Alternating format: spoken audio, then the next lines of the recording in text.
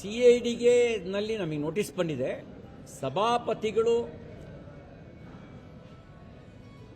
Police ಇಲಾಖೆಗೆ ತನಿಖೆ ನಡೆಸೋದಕ್ಕೆ ಅಂತ ಕೆಲವು ಪ್ರಕರಣಗಳನ್ನು ಕೊಟ್ಟಿದ್ರು. ಯಾವ ಪ್ರಕರಣ ಅಂದರೆ, ನಮ್ಮ ಅರುಣ್ ಅವರು ಮತ್ತು ಸಂಕನೂರವರು ಒಂದು ದೂರು ಕೊಟ್ಟಿದ್ರು ಸಭಾಪತಿಗಳಿಗೆ.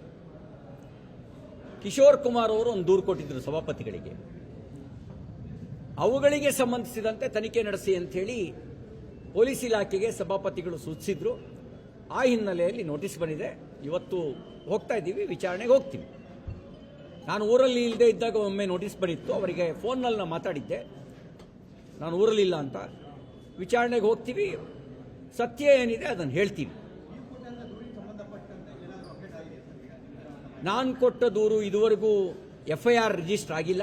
ನಾನು ಕೊಟ್ಟ ದೂರು ಅದಕ್ಕೆ ಸಂಬಂಧಪಟ್ಟಂತೆ ಈಗಾಗಲೇ ನಾನು ರಾಜ್ಯಪಾಲರಿಗೆ, ಮುಖ್ಯಮಂತ್ರಿಗಳಿಗೆ, DGP IG ನನ್ನ ದೂರಿಗೆ ಸಂಬಂಧಪಟ್ಟಂತೆ, ಅದಲ್ಲದೆ SP ಬೆಳಗಾವಿ ಗ್ರಾಮೀಣ, ಬೆಳಗಾವಿ ಮಹಾನಗರದ ಕಮಿಷನ್, ಇಷ್ಟು ಜನರಿಗೂ ನನ್ನ ದೂರಿಗೆ ಸಂಬಂಧಪಟ್ಟಂತೆ ಕ್ರಮ ಕೈಗೊಳ್ಳದೇ ಇರೋದ್ರ ಬಗ್ಗೆ ಪತ್ರವನ್ನು ನಾನು ಬರೆದಿದ್ದೇನೆ. ನನಗೆ ರಾಜ್ಯಪಾಲರಿಂದ ನನ್ನ ಪತ್ರಕ್ಕೆ ಸಂಬಂಧಿಸಿದಂತೆ ರಾಜ್ಯ ಸರ್ಕಾರಕ್ಕೆ, ಚೀಫ್ ಸೆಕ್ರೆಟರಿಗೆ, ಮುಖ್ಯಮಂತ್ರಿಗಳಿಗೆ ಕಳಿಸಿದ್ದೀನಿ ಅಂತ ಅಲ್ಲಿಂದ ಪತ್ರ ಬಂದಿದೆ. ಬೆಳಗಾವಿ ಗ್ರಾಮೀಣ SP ಇದು ನಮ್ಮ ಜ್ಯೂಡಿಕ್ಷನ್ಗೆ ಬರೋದಿಲ್ಲ, ಇದು ಬೆಳಗಾವಿ ಕಮಿಷನರ್ ವ್ಯಾಪ್ತಿಗೆ ಬರುತ್ತೆ. ನಾವು ಅಲ್ಲಿಗೆ ನಿಮ್ಮ ದೂರನ್ನು ಕಳಿಸ್ಕೊಟ್ಟಿದ್ದೀವಿ ಅಂತ ಅವರು ನಮಗೊಂದು ಪತ್ರವನ್ನು ಹಾಕಿ ಕಳಿಸಿದ್ದಾರೆ. ಇನ್ನು ಉಳಿದಿಂದ ಯಾರಿಂದಲೂ ನಮಗೆ ಪತ್ರ ಬಂದಿಲ್ಲ. ನ್ಯಾಯದ ನಿರೀಕ್ಷೆಯಲ್ಲಿದ್ದೀವಿ. ಪ್ರಜಾಪ್ರಭುತ್ವ ವ್ಯವಸ್ಥೆ ಮೇಲೆ ನಂಬಿಕೆ ಇಟ್ಟಿದ್ದೇವೆ, ಸಂವಿಧಾನದ ಮೇಲೆ ನಂಬಿಕೆ ಇಟ್ಟಿದ್ದೇವೆ, ನ್ಯಾಯಾಂಗದ ಮೇಲೆ ವಿಶ್ವಾಸ ಇಟ್ಟಿದ್ದೇವೆ. ನ್ಯಾಯ ಸಿಗುತ್ತೆ ಅನ್ನುವಂಥ ಭರವಸೆ ಇದೆ. ವಿಳಂಬ ಆದರೂ ತಪ್ಪು ಮಾಡಿದವರಿಗೆ ಶಿಕ್ಷೆ ಆಗುತ್ತೆ, ನ್ಯಾಯ ಸಿಗುತ್ತೆ ಅನ್ನುವಂಥ ಭರವಸೆ ಇದೆ. ನನ್ನ ಪತ್ರದಲ್ಲಿ ವಿವರವಾಗಿ ಉಲ್ಲೇಖ ಮಾಡಿದ್ದೀನಿ. ನನ್ನ ಮೇಲಿನ ಹಲ್ಲೆಗೆ ಕುಮ್ಮಕ್ಕು ನೀಡಿರ್ತಕ್ಕಂಥವ್ರು ಸಾಮಾನ್ಯ ಜನ ಅಲ್ಲ. ಕುಮ್ಮಕ್ಕು ನೀಡಿರೋರು ಈ ಸರ್ಕಾರದಲ್ಲಿ ಉನ್ನತ ಹುದ್ದೆಯಲ್ಲಿರ್ತಕ್ಕಂಥವ್ರು, ಸಚಿವರಾಗಿ ಕೆಲಸ ಮಾಡ್ತಿರ್ತಕ್ಕಂಥವ್ರು.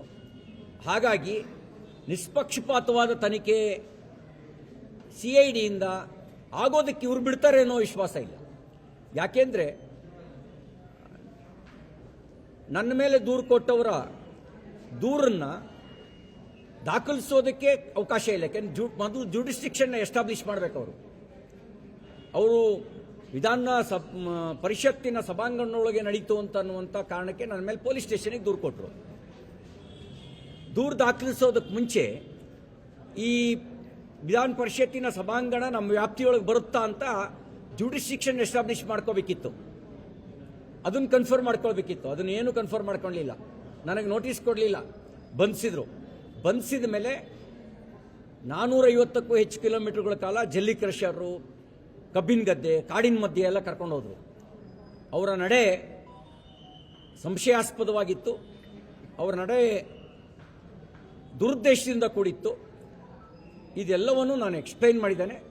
ಹಾಗಾಗಿ ನಾವು ಪ್ರಜಾಸತ್ತಾತ್ಮಕ ಮಾರ್ಗದಲ್ಲಿ ನಂಬಿಕೆ ಇಟ್ಟು, ಸಂವಿಧಾನದ ಮೇಲೆ ನಂಬಿಕೆ ಇಟ್ಟು, ನ್ಯಾಯಾಂಗದ ಮೇಲೆ ನಂಬಿಕೆ ಇಟ್ಟು ನಮ್ಮ ಹೋರಾಟವನ್ನು ಮುಂದುವರಿಸಿದ್ದೇವೆ.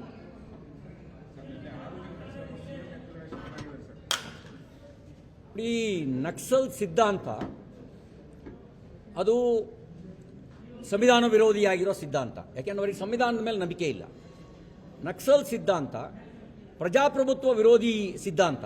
ಅವರಿಗೆ ಬ್ಯಾಲೆಟ್ ಮೇಲೆ ನಂಬಿಕೆ ಇಲ್ಲ, ಅವರು ಬುಲೆಟ್ ಮೇಲೆ ಮಾತ್ರ ನಂಬಿಕೆ ಇರತಕ್ಕಂಥವ್ರು. ನಕ್ಸಲ್ ಸಿದ್ಧಾಂತ ರಾಷ್ಟ್ರ ವಿರೋಧಿ ಸಿದ್ಧಾಂತ. ಯಾಕೆಂದರೆ ಬಾಹ್ಯ ಶಕ್ತಿಗಳ ಜೊತೆ ಕೈ ಜೋಡಿಸಿದ್ದಾರೆ.